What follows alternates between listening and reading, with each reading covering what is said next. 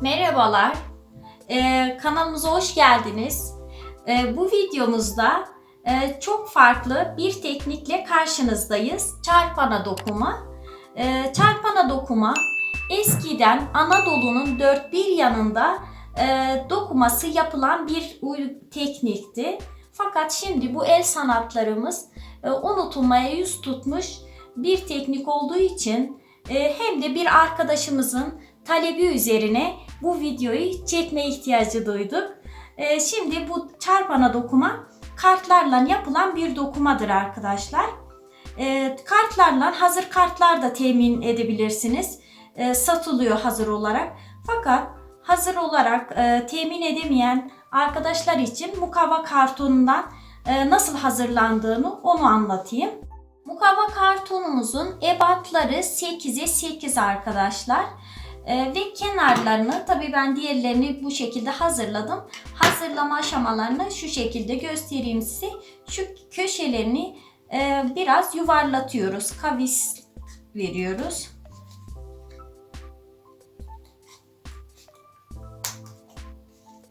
Döndürülmesi kolay olması için bu kavisi veriyoruz arkadaşlar.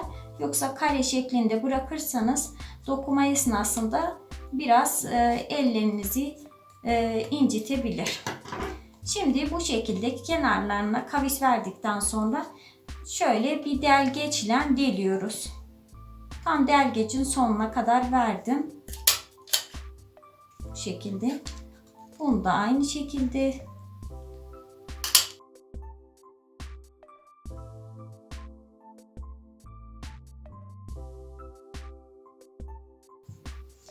Evet arkadaşlar, şimdi numaralandırmaya geçiyoruz. Numaralandırmak da çok önemli. Şöyle diyelim. Şimdi sol üst köşeden başladım. A. Hemen B. Bakın burayı geçmiyorum. Şuraya geçiyorum. C harfi ve D. Şimdi ben 2'den 18'e kadar hazır ettiğim için 1'i de hazır etmiş oldum. Ve altına hemen şunu ayarlıyoruz.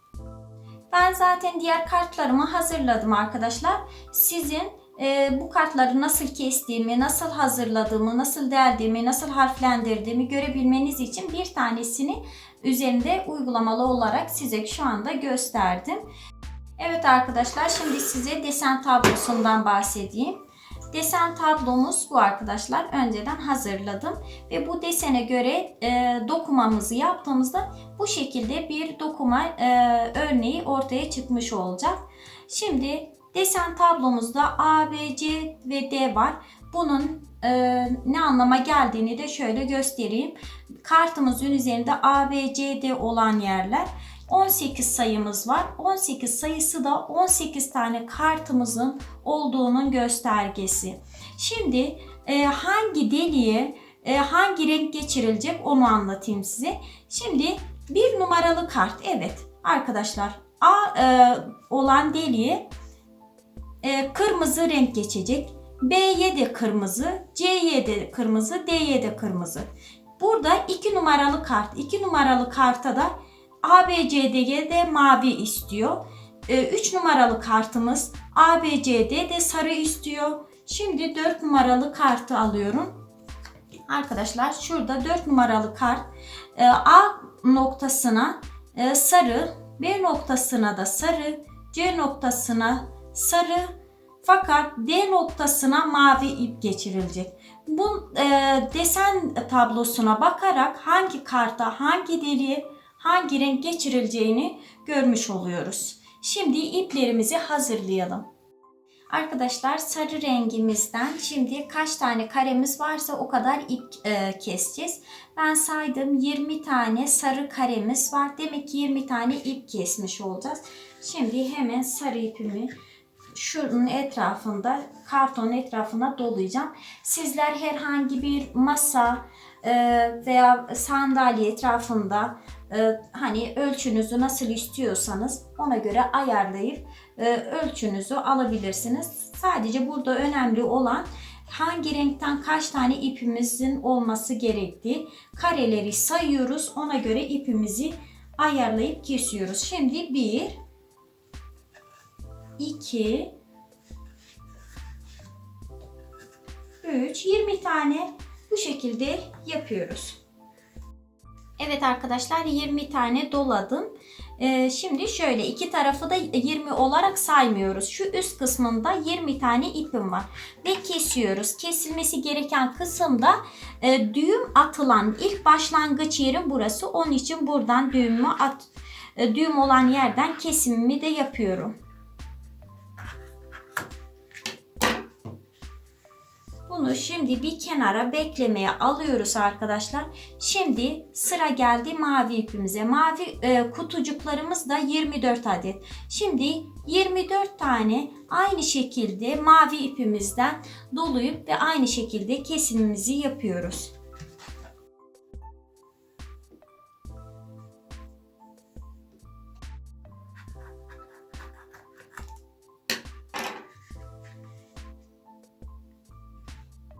Kırmızıdan da 28 adet kutucuklarımız var. 28 tane de ip dolayıp akabinde kesimini yapacağız.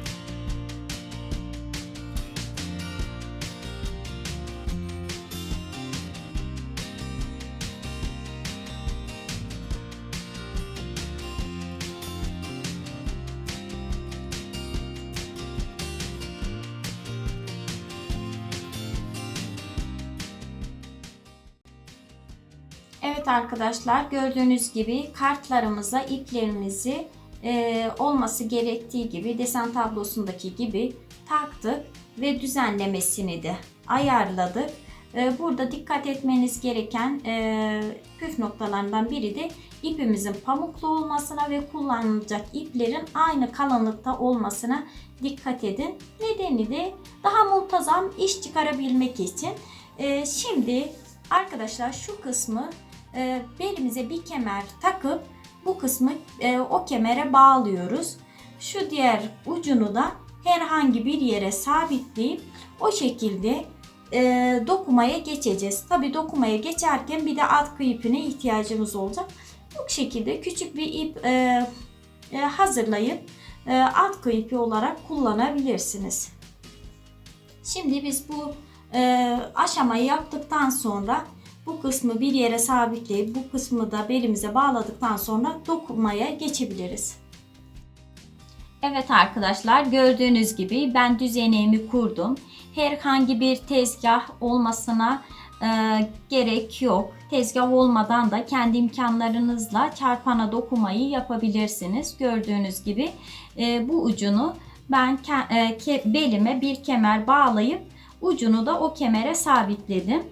Diğer ucunu ise kalorifer peteğine sabitledim. Gördüğünüz gibi. Sizler de evinizdeki kalorifer peteğine veya masanın ayağına, sandalyenin ayağına sabitleyip çarpana dokumayı yapabilirsiniz. Şimdi dokuma işlemine geçebiliriz arkadaşlar.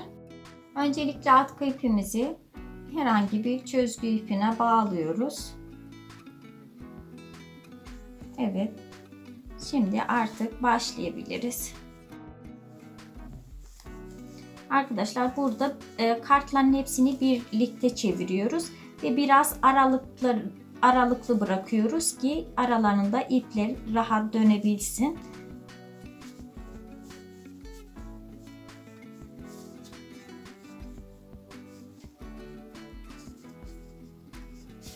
Alt iplikler alta, üst iplikler üstte ve bunun kontrolünü de yapıyoruz. Her çevirmemizde arkadaşlar bunun kontrolünü şöyle hızlıca yapabilirsiniz. Eminsek hemen, sanırım bir sıkıntımız yok ve atkı ipini geçireceğiz. Öncelikle tabi cetvelimizde şöyle araya vurduktan sonra